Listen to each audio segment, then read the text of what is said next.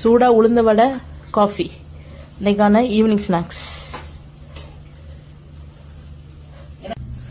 இன்னைக்கு evening snacks உளுந்த வடை.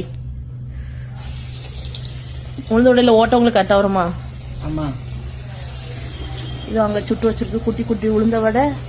பால் காஞ்சிட்டு இருக்கு. இன்னைக்கு ஈவினிங் ஸ்நாக்ஸ் உளுந்த வடையும் காஃபியுமா? நல்ல பொன்னிறமா வெந்துகிட்டு இருக்கு.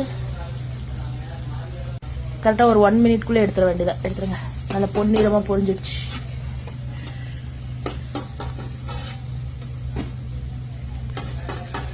பரவாயில்லையே, உளுந்த வடையில ஓட்ட கரெக்டா வந்திருக்கு.